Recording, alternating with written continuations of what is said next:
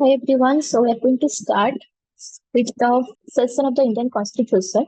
Okay, and in this lecture, we are going to first take a basic brief about the previous themes we have studied. That is about the fundamentals. We're going to continue towards the first part of the precedent. So talking about fundamental duties. Okay, the basic theme about the fundamental duties are like as the Indian Constitution has given us certain kind of basic rights. Like we are following up that basic rights. We can see you in the court for for the violation of those rights. And in the same way, when we are talking about the fundamental duties, it specifically implies the basic duties of the human being of an Indian towards the country. जैसे कि हमारे देश हमको fundamental right का benefit दे चुका है and we have our fundamental rights. अगर वो फंडामेंटल राइट्स के वायोलेशन होता है तभी we can go to the court of law for the violation of our fundamental rights. And in the same way, there are certain duties are expected from us towards our country. जैसे कि हमारे country हमको fundamental rights का benefit देता है, वैसे ही हमारा country हमसे भी कुछ expectations and those expectations are called the fundamental duties under the Indian constitution. Got it? So when we're talking about this fundamental duties, there are basically 11 kind of fundamental duties and we have already studied about this. We're just having a very small recap about the previous themes we have studied. Alright. So the first fundamental duty we have studied that to abide by the constitution and the respect the ideas and the institutions, the national flag and the first three things need to be uh, respected, that are the national flag and the first the institutions, the national flag and the national anthem. The national flag and the national anthem are the two most precious thing ever, and we already have an idea about the Jana Gana Jaya Hai that has been written by the and it has been announced as the national like the national anthem of the India. जनगणमन अधिनायक. एक second guys, I'm getting some throat pain. Yes, about the national anthem Bharat भाग्य विधाता. That is the national anthem and that must need to be respected at all. And secondly, about the national flag, we already know the national flag must be respected by the Indian Constitution. And that must be respected by each of the Indian living in the country itself. Got it? So coming to the point of the constitutional aspects, it has been told that as the first fundamental duty of the Indian as a citizen, that we must abide by the constitution and the respect the ideals of the constitution, the national flag and the national anthem. Constitution के ideas है, जितने सारे institution है, जितने सारे rules है, जितने सारे रेगुलेशन है, we must have we must have to follow it up. Okay. And secondly, to cherish and follow the noble ideas which inspired our national struggle of the freedom. It always reminded us to go back to our history and to check out our ancient history, the process we have got our freedom itself. Got it? So when we are talking about about the foundation of our Indian independence, we know that how much struggle our ancestors had been to get the independence for India. So this is our fundamental duty to follow up their path, to know our history, okay, and to follow those noble ideas which has inspired us through the freedom struggle of India. Okay, basically those noble ideas. Basically, if you are talking about the Gandhian principle, like the non-violence, the truthfulness, the honesty, These are the Gandhian principles. All right. So these are the basic principles, the noble ideas which must be inspired by the struggle of freedom, and that must be followed over here. The next point it speaks about to uphold and protect sovereignty, integrity, and unity of India. Got it? There are three things it protects in India: the sovereignty, unity, and integrity. Okay. So when we're talking about the sovereignty of the India, we already know that sovereignty means treating everyone at equal standard.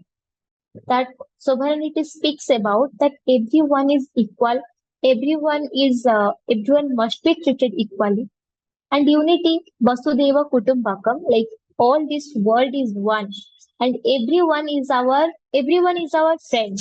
Vasudeva Kutumbakam, everyone is considered as our co-relatives, right?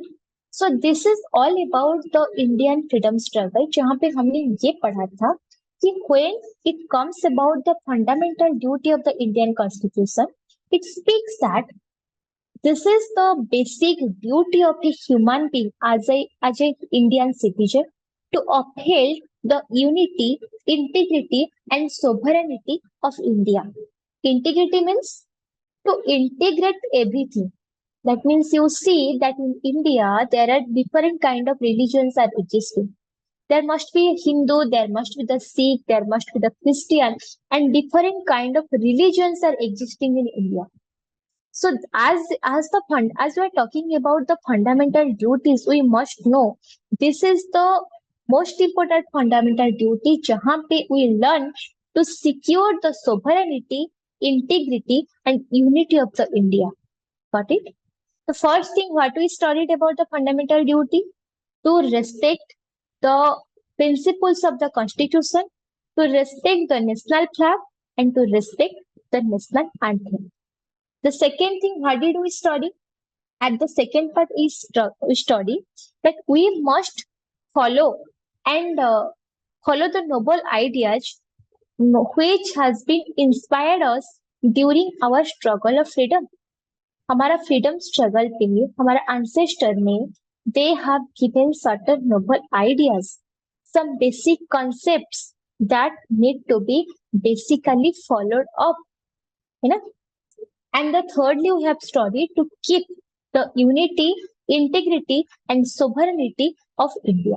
Number four, to defend the country and render national service when called upon to do so.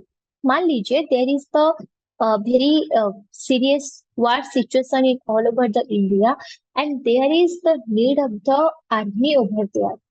So in that case, if नहीं है but it happens sometimes कि अगर there is the need of the citizens over there to save our motherland, the citizens of the India should not be backward to protect own motherland and to come front and fight for the country. Alright? And the point five number fundamental duty speaks about to promote the harmony and the spirit of the common brotherhood during the all people of the India, transcending religious, linguistic, and regional or sectional diversities, and renounce practices derogatory and dignity to the woman. This is the most important part, which speaks the practices which are derogatory to the dignity of the woman. है ना? That means आप मान लीजिए there are certain kind of prathas, there are certain kind of blind beliefs had been there in the ancient India. The sati pratha की बात करें तो you must have known in that sati the bride नई नई दुल्हन if her husband is been dead, अगर उसका पति का मौत भी हो जाए, then the young bride was also forced to burn alive with the dead person, which was basically wrong. ये माना जाता था कि अगर पत्नी पति के साथ में भी भले ही जिंदा हो पर ऐसा पति के साथ रहना चाहिए, and even if the wife is alive, she was not permitted to live alone without her husband, and she was forced to burn with the husband in the same cheetah, right? And that was and at that particular time thousands of the young brides had been, because usually what happened, at that point of time there was no specific age gap had been followed. Even that time in the rural, from the rural area to the all over country, that system had been followed.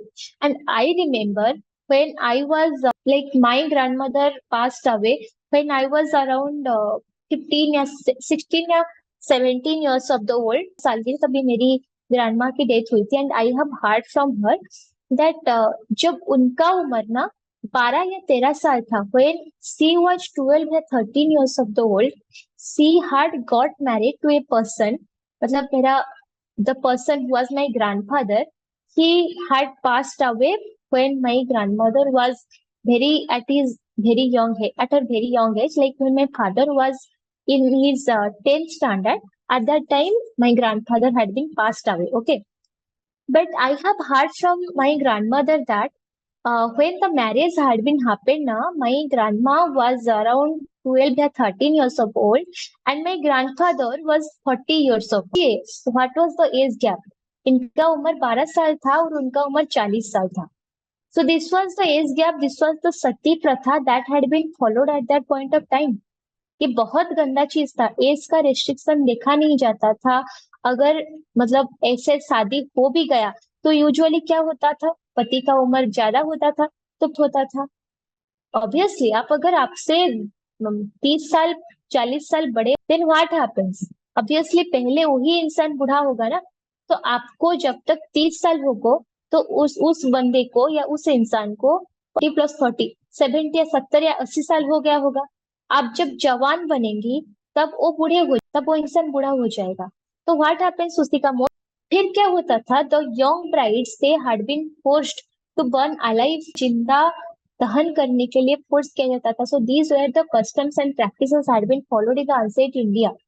सो यहाँ पे in the fundamental duties ये बोला जाता है कि if there are any kind of practices which is derogatory to the dignity of the women, लड़कियों का या वुमेन्स का, कोई महिला का अगर किसी लॉ हो गया, रूल्स हो गया, रेगुलेशन हो गया, किसी भी तरह का चीज अगर महिला का इज्जत का अगेंस्ट जा रहा है, then that practice should be removed immediately.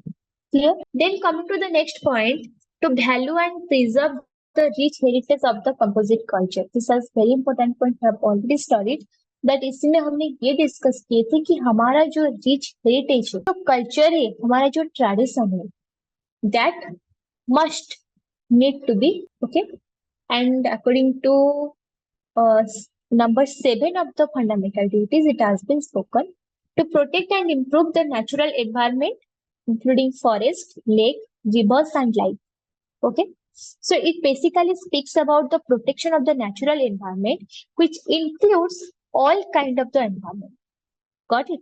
So what kind of environment? It includes like the lakes, the rivers, the wildlife, and the compassion of the living creatures. Like, human being is the not only creature living in this world. There are multiple different kinds of creatures are also living. There are the dogs, there are the cats, there are the snakes, there are different kind of the fungi, there are different kind of the lizards. There are multiple kind of animals, birds, everyone is living with us, right?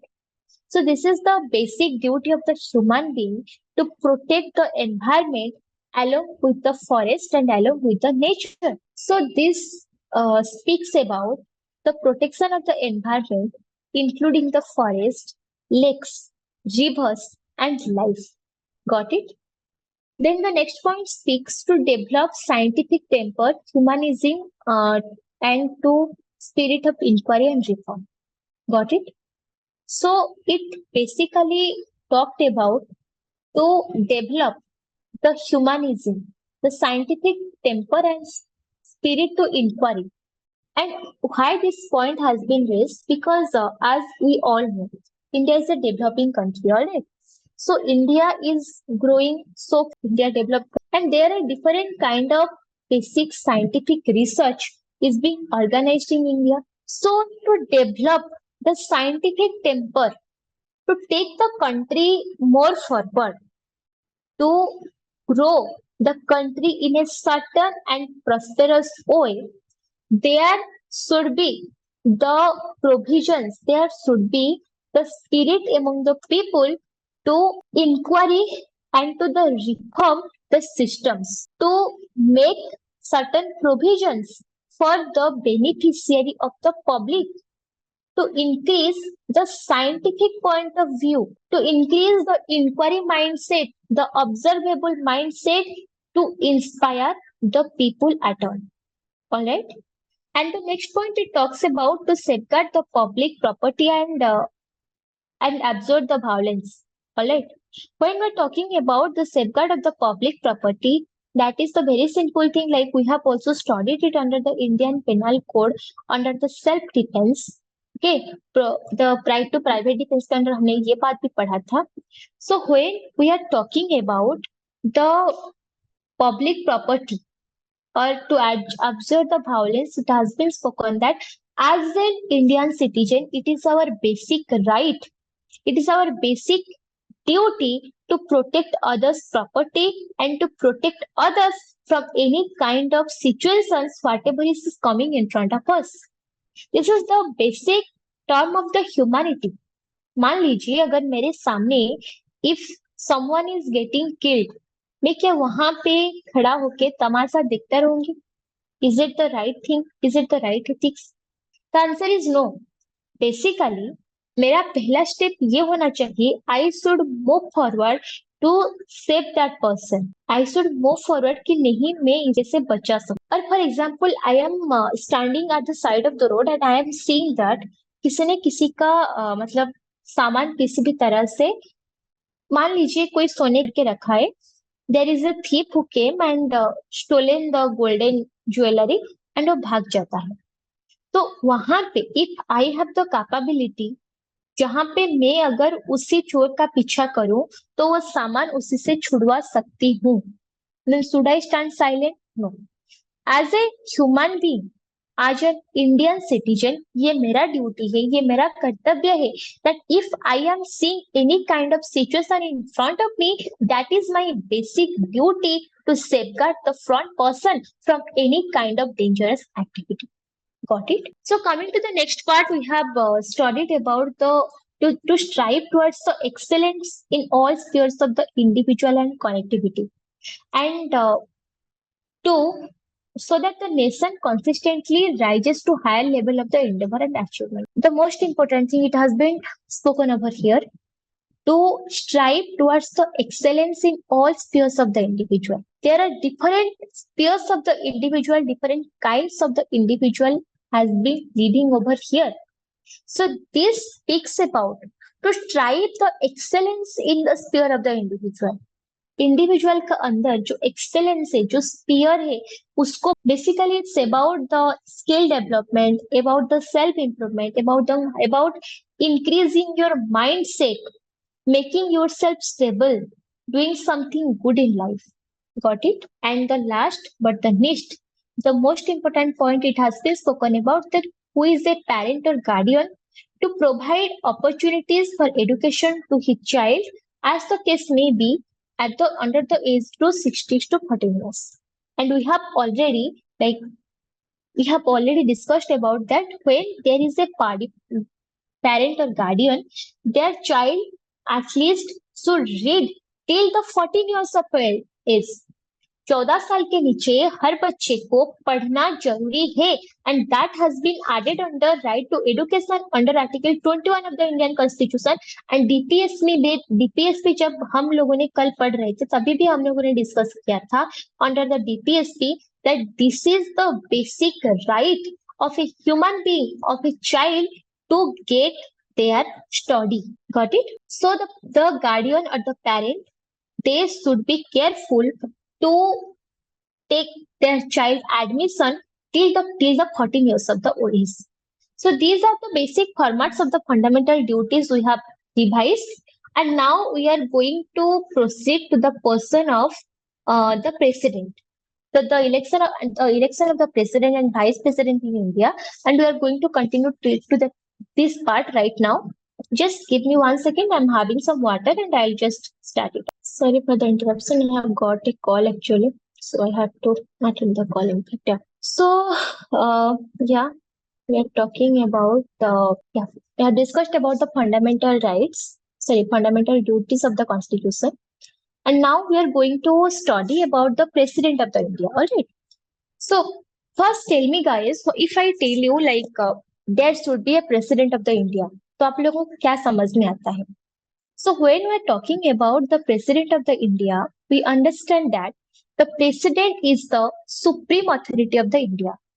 He is the superior authority जिनके होता है. He is the first person of the India. He is the controller and he is the main authenticate officer of everything, right?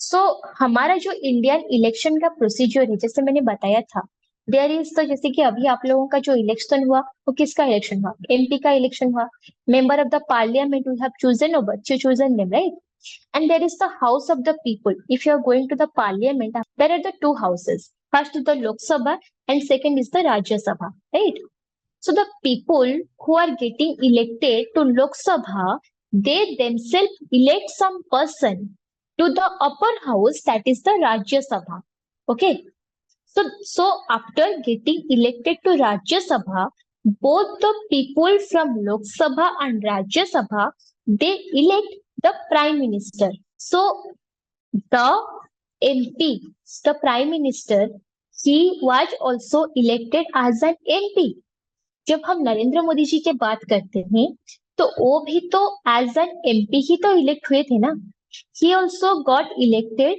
to the Lok Sabha as the member of the parliament but at the latter stage with the consent of whole of their team or whole of their matlab their community he got elected as the president of the India so this is the theory behind it है कि नहीं right so when we're talking about the election of the president, the president is also takes the responsibility for the 5 years of the period.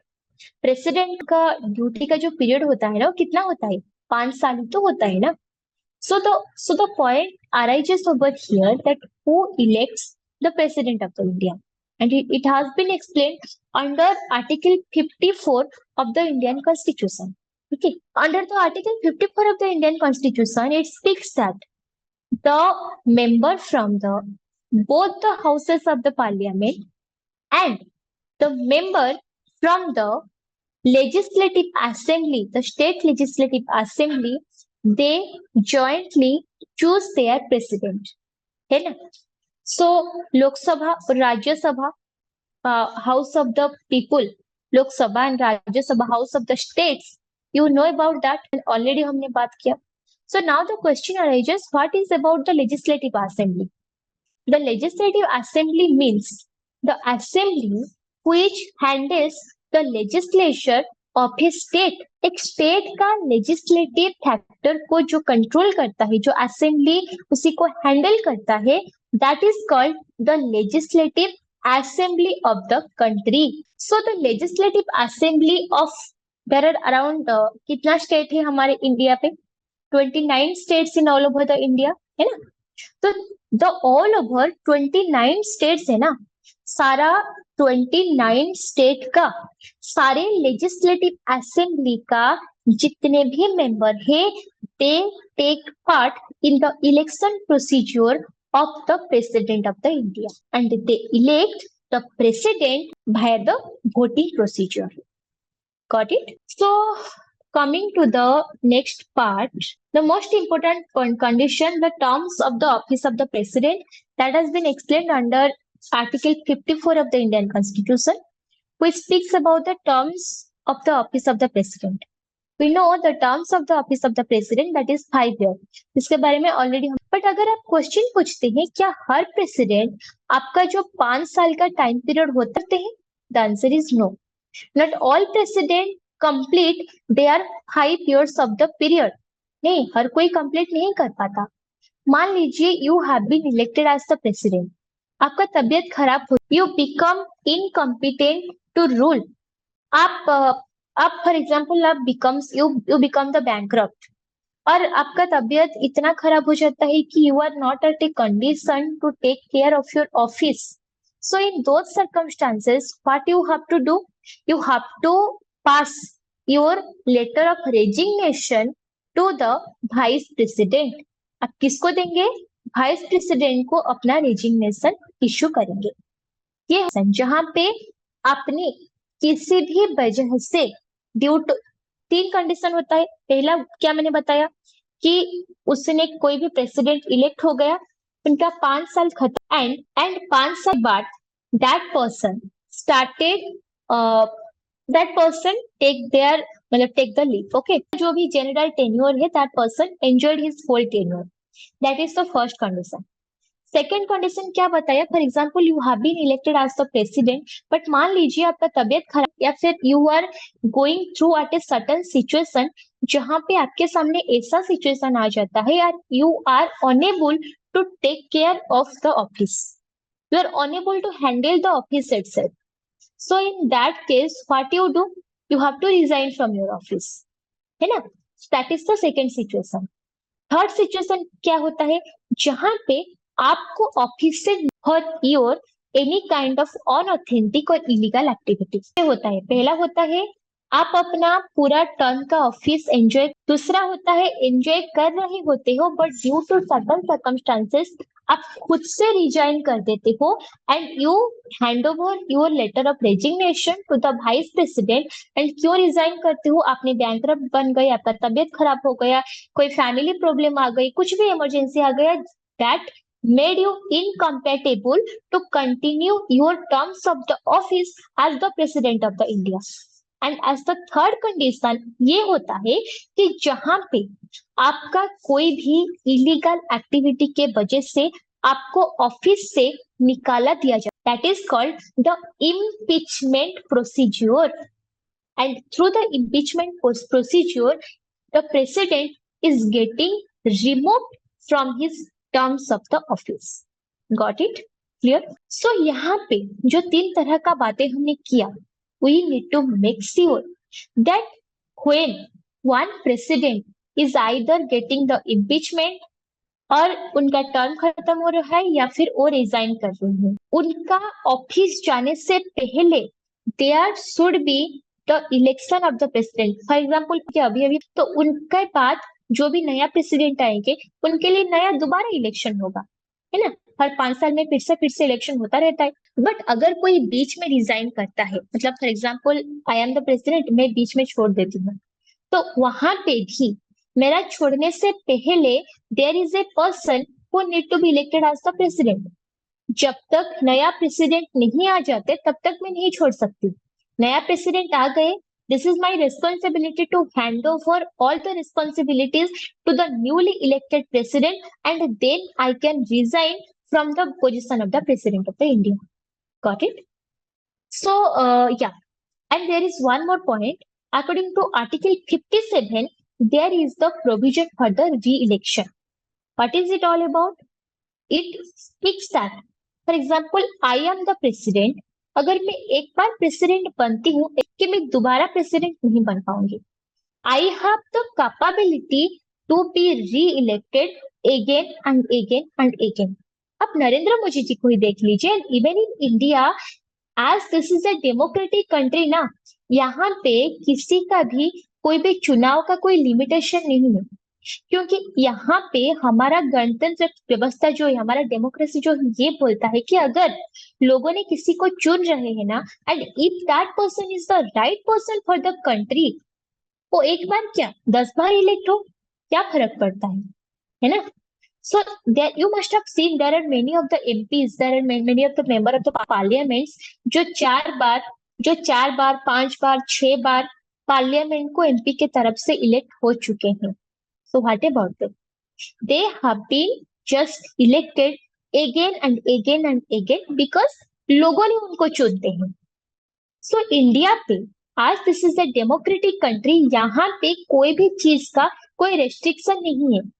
अगर मैं आज एक बार MP हो रही हूँ, if I am doing the good work, I am, अगर लोगों ने मुझे चुनते हैं, then I am eligible to be the MP again. to the MLA again. There is the provision of the re-election, right? मैं फिर से इलेक्शन पे खड़ा हो सकती हूँ. I can again stand for the election procedure. अगर in the same way as president is also a democratic and electoral position, यहाँ पे बस डिफरेंस ये है प्रेसिडेंट और वाइस प्रेसिडेंट का जो इलेक्शन होता है ना, that is the indirect election. Direct election पे क्या होता है, हम लोगों ने हमारा like the member of the parliament, member of the legislative assembly, उनको हम लोगों ने चुनते हैं. और हमने जिनको चुनते हैं उन लोगों ने प्रेसिडेंट और वाइस प्रेसिडेंट को चुनते हैं. दैट इज इट, है ना. मैं आपको चुनती हूँ, आपने जाके और किसी को चुनते हो. सो this is called the indirect election system for the president. और अगर एक इंसान एक बार प्रेसिडेंट बनता है, देयर इज नो बाउंड्री कि वो दोबारा प्रेसिडेंट नहीं बन सकता. That person can be the president again. वो अगर एक बार प्रेसिडेंट बन भी चुका है, that person can stand for the same position again, fight for the same position again, and अगर वो जीत भी जाता है, then he can be the president again. Clear? So this is about the re-election, eligibility for the re-election. And coming to the next part, qualification for the election as the president. So if we are talking about the qualification which makes someone eligible to be elected as the president of the India, so the qualification is very simple. पहला, that person must be an Indian citizen. जो भी president का election के लिए है, that person must be the Indian citizen. दूसरा, the person must have complete the 35 years of the old. उसको 35 साल कंप्लीट जरूर करना चाहिए. एंड तीसरा, that person must be qualified for election as a member of the House of the People. House of the People मतलब लोकसभा. अभी जो जो इलेक्शन हमारा हुआ, like the MP election, है ना. So the person who is competing for the position of the president, that person must be competent to stand for the position of the. जरूरी नहीं है, हाँ ये बात मान के रखिएगा कि जो कोई भी बंदा प्रेसिडेंट का इलेक्शन के लिए खड़ा होता है, जरूरी नहीं होता कि that person need to become the member of the parliament. नहीं, हमेशा हर कोई presidential candidate member of the parliament नहीं होता, बट उसी के पास पार्लियामेंट का मेंबर होने का सारा क्राइटेरिया रहना चाहिए. समझ में आ रहा है व्हाट इज द डिफरेंस? मैं क्या समझा रहा हूँ, देखिए समझिए अच्छे से. मान लीजिए I have been elected as the member of the parliament, है ना. मेरा उम्र 35 साल से ज्यादा है, मैं एक इंडियन सिटीजन हूँ, and I have been elected also. मैं मान लीजिए उड़ीसा से आई have been elected as the member of the parliament. So वहां पे I have the capability to stand as the presidential candidate to compete for the presidential election. I have that capability, है ना. ये clear हुआ. But मान लीजिए I am a person who is a Indian citizen who has completed 35 years of the old, but मैंने parliament, I am not the member of the parliament. मतलब मैंने parliament का मेंबर हुआ नहीं हूँ. I have not been elected as the member of the parliament. मतलब मैंने election पे खड़ा ही नहीं हुआ. मान लीजिए I have not even stand for the election procedure for the parliamental election, but उसी के लिए इलेक्शन के लिए खड़ा होने के लिए जो जो टर्म्स एंड कंडीशंस चाहिए, जो जो क्राइटेरिया चाहिए, वो सारा क्राइटेरिया मैं पूरा करती हूँ. So in that case, if I am an active member of the Rajya Sabha, the House of the States, if I have been directly elected to the Rajya Sabha, हमेशा हर कोई लोग जो राज्यसभा, हर कोई इलेक्टेड होके नहीं आता है. जैसे कि आप निर्मला सीतारामन की बात ही देख लीजिए, वो इज द फाइनेंस मिनिस्टर, तभी भी थे अभी भी है, राइट. उन्होंने किसी इलेक्शन लड़के नहीं आया है. She has been elected, she has been selected by the government. There are few seats in the Rajya Sabha जो डायरेक्टली कुछ रेपुटेड लोगों को, फॉर एग्जाम्पल कोई एग्रीकल्चर का फील्ड पे, कोई साइंस का फील्ड पे, कोई इकोनॉमिक्स का फील्ड पे, जो लोग बहुत नामी है, बहुत रिस्पेक्टेड है, बहुत पॉपुलर है, उनको डायरेक्टली राज्यसभा के मेंबर के हिसाब से as the member of the house of the state उनको इलेक्ट किया जाता है डायरेक्टली। तो in that case also they are eligible to compete for the presidential election. समझ में आ रहा है मेरी बात? प्रेसिडेंशियल इलेक्शन के लिए दो तरह का लोग स्टैंड कर सकते हैं। पहला हुआ 35 एज होना चाहिए, दूसरा क्राइटेरिया क्या रहा, वो एक इंडियन होना चाहिए, और तीसरा एक मेंबर ऑफ पार्लियामेंट होने, एमपी इलेक्शन लड़ने के लिए जो जो क्राइटेरिया रहना जरूरी है वो सारा क्राइटेरिया उस इंसान के पास रहना बहुत जरूरी होता है। और अगर I am if I am an MP, if I have elected as a member of the parliament and I have take part in the presidential election, once I win the election, अगर मैं जीत जाती हूँ, then I have to leave my previous designation as the member of the parliament.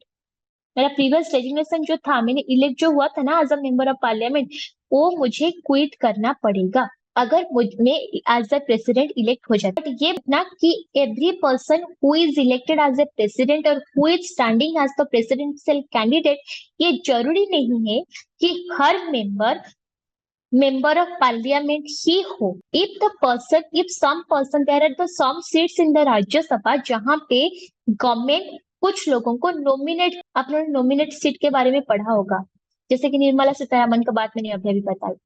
So when government is nominating some reputed person to the Rajya Sabha, those people are also able to stand and compete for the presidential election. समझ में आ रहा है? So these are the qualifications of a person to be elected as the president or to stand or to compete for the presidential election, right? And yes, there is one more thing. If we are talking about the oath of the president, तो हमने क्या पढ़ते हैं?